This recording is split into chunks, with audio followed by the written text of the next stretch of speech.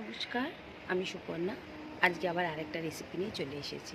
তো আজকে আমি আপনাদেরকে বানিয়ে দেখাবো কিমা দিয়ে পরোটা, বা চিকেন দিয়েও বানাতে পারবেন। আমি এখানে মাটন কিমা দিয়ে পরোটাটা করে আপনাদের দেখাবো। আর আপনারা যদি ধরুন চিকেন বেঁচে গেছে, সেটাকে দিয়েও কিভাবে করবেন এই রেসিপিটা দেখলে পুরোটাই আপনারা দেখতে পাবেন। বা কেউ যদি পনির দিয়ে ধরুন যারা মাটন চিকেন খান না, যারা ভেজ খান, তারাই বা কীভাবে করবেন পনির দিয়ে। তো এখানে আমি সব কিছু রেসিপি করতে করতে আপনাদের বলতে থাকবো। তো অনুরোধ রইল, পুরো ভিডিওটা দেখবেন, স্কিপ করবেন না। আর আপনারা যদি ফেসবুক থেকে দেখেন তো প্লিজ লাইক, কমেন্ট আর সাবস্ক্রাইব করবেন। আর আপনারা যদি ফেসবুক থেকে দেখেন তাহলে পেজটাকে লাইক, কমেন্ট করবেন। তো চলুন, এখন আমি আপনাদেরকে মাটন কিমা দিয়ে কীভাবে আমি কিমার পরোটাটা বানাবো সেগুলো সব আপনাদের দেখাচ্ছি। কিমার পরোটা বানাবার জন্য আগে আমি অল্প করে একটু তেল দিয়ে দিয়েছি। আগে আমরা কিমাটা বানিয়ে নেব। তো তেলটা গরম হলে তার মধ্যে অল্প একটু গোটা জিরে দিয়ে দেবো। তেলটা এখন গরম হয়ে গেছে, আমি অল্প পরিমাণে গোটা জিরে দিয়ে দিচ্ছি।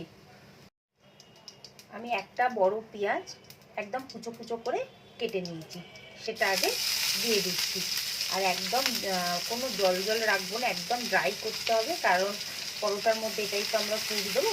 তো ভালো করে আগে আমি পেঁয়াজটা ভেজে নিচ্ছি। পেঁয়াজটা একটু নরম হয়েছে, 4-5টা কাঁচা লঙ্কা একদম কুচো করে কেটে নিচ্ছি, সেটা দিয়ে দিলাম। যদি আপনারা ঝালটা যদি না দিতে চান তাহলে কাঁচা লঙ্কাটা বাদ দিয়ে দিতে পারেন। কিন্তু পেঁয়াজটা আমরা আগে একদম ভালো করে ভাজছি। গ্যাসের ফ্লেমটাকে মিডিয়ামে করে রেখেছি, রেখে নরম করে আমি এর মধ্যে এখনো পর্যন্ত কোনো নুন টুন কিছুই দিইনি। সুন্দর করে আগে পেঁয়াজটাকে আমরা ভালো করে ভেজে নেব। পেঁয়াজটা একদম নরম করে ভেজে নিয়েছি। এখন আমি এখানে ছোট চামচ 1 চামচ আদা রসুন বাটা দিয়ে দিচ্ছি। আর আমি কিন্তু এটা মাটন কিমা দিয়ে পরোটাটা বানাবো। এখন এটাকেও ভালো করে একটু 1-2 মিনিট নাড়াচাড়া করে নেব। গ্যাসের ফ্লেমটাকে একদম কমিয়ে দিয়েছি। আর এখানে আমি হাফ টমেটো একদম কুচো করে কেটে সেটাকেও দিয়ে দিলাম। দিয়ে একসাথে ভালো করে জিনিসটাকে আগে ভেজে নেব।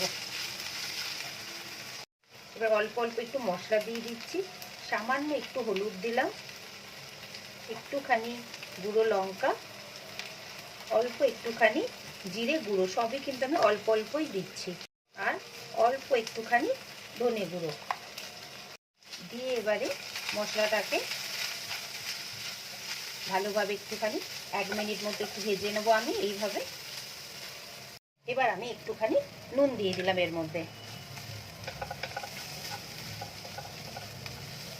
দিয়ে এবার আমি মাটনের যে কিমাটা আছে সেটা দিয়ে দিচ্ছি। আপনারা এখানে চাইলে চিকেনও দিতে পারেন বা পনিরও দিতে পারেন, যেটা মন চাইবে সেটা দিতে পারেন। ব্যাপারটা একই হবে, পনির দিলেও সেম মশলা হবে, চিকেন দিলেও সেম মশলাই হবে। এখন কিমাটাকে ভালো করে একটুখানি কষে নেব। এবার আমি এর মধ্যে খানিকটা জল দিয়ে দিলাম, দিয়ে ভালো করে যাতে মশলাগুলো কিমার মধ্যে যায়, এটাকে এখন আস্তে আস্তে হতে দেবো। গ্যাসের ফ্লেমটা এখন বাড়ানো আছে। এই কিমাটা যখন ফুটে যাবে তখন এটাকে কমিয়ে দিয়ে সিম করে এটা একটু আস্তে আস্তে হতে দেবো। এটা এখন ফুটছে, আমি গ্যাসের ফ্লেমটাকে একদম কমিয়ে দিয়ে এটাকে এখন ঢাকা দিয়ে দিলাম। এটা এখন আস্তে আস্তে হবে। পরোটাটা করার জন্য আমি এখানে ময়দা নিয়ে নিয়েছি। আপনাদের যদি মনে হয় যে ময়দা নেবেন না, আটা নেবেন, তো আটাও আপনারা নিতে পারেন। ময়দার মধ্যে আমি হাফ কাপ মতো টক দই মিশিয়ে দিচ্ছি। অল্প করে নুন দিয়ে দিলাম, সামান্য পরিমাণে চিনি দিয়ে দিচ্ছি। এবার প্রত্যেকটা জিনিসকে আগে আমি ভালো করে মিশিয়ে নিচ্ছি। সব মিশিয়ে নিয়েছি দইটা ময়দার মধ্যে। এবার আমি অল্প অল্প একটু করে জল দেব, দিয়ে ভালো করে ময়দাটাকে এখন মেখে নেব। ময়দাটা মাখা হয়ে গেছে। এবার ওপর থেকে একটুখানি অল্প আমি তেলটা এইভাবে এখন পুরো ময়দাটাতে মাখিয়ে নেব। মাখিয়ে নিয়েছি। এবার এটাকে আমি 8 ঘন্টার জন্য ঢাকা দিয়ে রেস্ট রাখতে দেবো। আর আপনাদের কাছে যদি সময় না থাকে তাহলে অন্তত 10 মিনিট এটাকে একটু রেস্টে রাখবেন। একবার কিমাটা আমরা চেক করে নিই।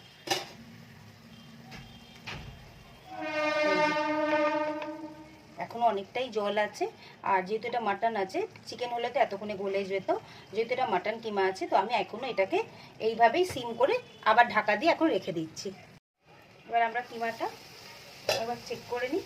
দেখুন পুরো জলটা একদমই মরে গেছে। এটাকে আরও ড্রাই করব আমরা। এর মধ্যে আমি অল্প একটুখানি ধনে পাতা দিয়ে দিচ্ছি, আপনারা পুদিনা পাতাও যদি মনে হয় দেবেন তো দিতে পারেন। গ্যাসের ফ্লেমটাকে বাড়িয়ে দিচ্ছি। আর যদি একটু নুন কম হয় কোনো অসুবিধা নেই, কারণ ময়দার মধ্যেও তো নুন আছে। তো এটাকে এখন সুন্দর করে একদম পুরো ভাজা করে নেব। এটাকে নেড়ে নেড়ে নেড়ে নেড়ে একদম ড্রাই করে নিচ্ছি আগে। এই যে দেখুন একদম শুকনো হয়ে গেছে। এবার এটাকে আমরা আগে একটা অন্য পাত্রের মধ্যে ঢেলে নিই, একটু ঠান্ডা করে নিই। আধ ঘন্টা হয়ে গেছে, দেখুন ময়দাটা একদম সফট হয়ে গেছে। এবার আমরা এখানে একটু বড় বড় সাইজের এখন লেচিগুলো আগে কেটে নেব। এখন এবার আমি দেখুন ময়দাটা একদম সফট হয়েছে, তো একটু বড় লেচি করতে হবে, কারণ পুরটা তো এর ভেতর দিয়েই বেলবো। তো আমি লেচির সাইজটা আপনাদের দেখিয়ে দিচ্ছি।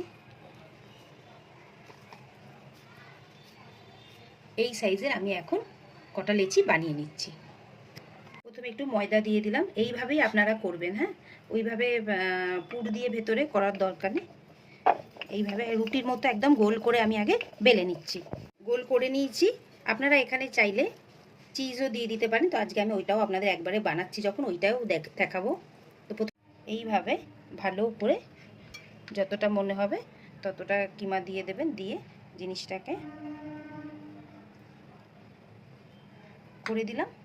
এবার এই আর একটা পরোটা এইভাবে দিয়ে দিলাম। এটাতে কী হয় বলুন, এটাই আমার মনে হয় বেস্ট। এর আগেরটা আমি পুরটা দিয়ে করলাম, কিন্তু ওটা বেলতে গিয়ে সব দিক থেকে না ফেটে যাচ্ছে। তো আমার মনে হয় যেহেতু এটা কিমার পরোটা, ভিতরে চিকেন দিন কি মাটন দিন কি পনির দিয়ে করুন, সেমই তো প্রসেস হবে, ওটা বেলাটা একটু অসুবিধা হবে। তো আপনারা কি করবেন, হাত দিয়ে খুব জোরে জোরে এই সাইডগুলো কিন্তু চিপে দেবেন, যাতে আমরা যখন পরোটাটা সেঁকবো কড়াতে, তাতে যেন সাইডটা না খুলে যায়। এই যে দেখুন এইভাবে হয়ে গেছে। এবার এটাকে আমরা এখন কড়াতে দিয়ে দেবো। তাওয়াটা একটু গরম করে নিয়েছি, নিয়ে এই যে দেখুন এইভাবে এখন দিয়ে দিলাম। আর গ্যাসের ফ্লেমটাকে মিডিয়াম করে রেখেছি, এটাকে এখন আস্তে আস্তে আগে রেডি করে নেবো। ওটা কেমন আস্তে আস্তে ফুলছে, তো গ্যাসের ফ্লেমটাকে এখন আমি বাড়িয়ে দিয়েছি। আর একটুখানি করে এটাকে আমরা উল্টে দেবো।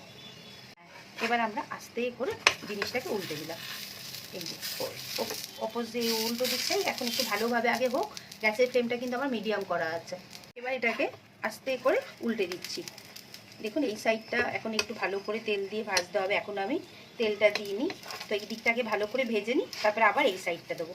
কিমার পরোটা দেখুন কেমন সুন্দর হয়েছে। আর এখনও অবধি দেখছেন জিনিসটা পুরো ফুলে যাচ্ছে।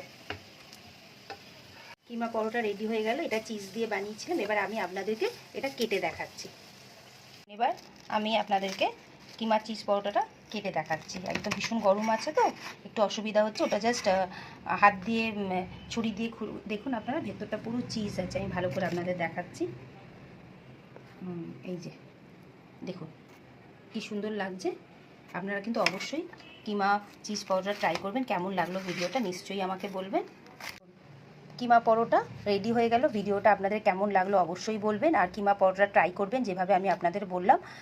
কেমন লাগলো টেস্ট সেটা তো বলবেনই, কারণ কিমাটার তো টেস্ট আলাদাই হয়। আর কেউ যদি এটা ভেজভাবে খেতে চান তাহলে আপনারা পনিরকে এইভাবেই বানিয়ে নেবেন, বানিয়ে নিয়ে পরোটা করে খাবেন। আর আমি এখানে একটু মেয়োনিজ নিয়ে নিয়েছি, মেয়োনিজের সাথে একটু চিলি সস মিশিয়ে নিয়েছি, ভালো টেস্ট লাগবে। নাহলে আপনারা ধনেপাতার চাটনিও বানিয়ে নিতে পারেন। এর আগে আমার অনেক রেসিপি আছে, সেখানে ধনেপাতার চাটনি আছে। তো ভিডিওটা কেমন লাগলো অবশ্যই আমাকে বলবেন। আর দেখুন পুরো একদম চিজ ভরা আছে, আর কিমাটাও পুরো ভরা আছে। এরম নয় যে আমি একটু একটু দিয়েছি, ভরে কিমা দিয়েছি। তো আমার চ্যানেলটাকে সাবস্ক্রাইব করবেন, কমেন্ট করবেন। আপনারা অবশ্যই এটা একবার ট্রাই করবেন। কিমা দিয়ে পরোটাটাও আপনারা দেখলেন, কেমন লাগলো নিশ্চয়ই বলবেন। আর আমার পেজটাকে প্লিজ লাইক কমেন্ট সাবস্ক্রাইব করবেন। ফেসবুক থেকে দেখলে আমার ফেসবুক চ্যানেলের নাম হচ্ছে শেফ সুপর্ণা কার্কি। আপনারা যদি সেখান থেকেও দেখেন তো প্লিজ পেজটাকে সাবস্ক্রাইব করে দেবেন। আর পুরো ভিডিওটা একটু দেখবেন। নতুন নতুন আমি অনেক রকম রান্না দিই, সেগুলো আপনারা ফেসবুক থেকেও দেখতে পারেন বা ইউটিউব থেকেও দেখতে পারেন। কেমন লাগলো ভিডিওটা অবশ্যই বলবেন। তো আজকের মতো রেসিপিটা শেষ। আবার একটা নতুন রেসিপির সাথে খুব তাড়াতাড়ি দেখা হবে।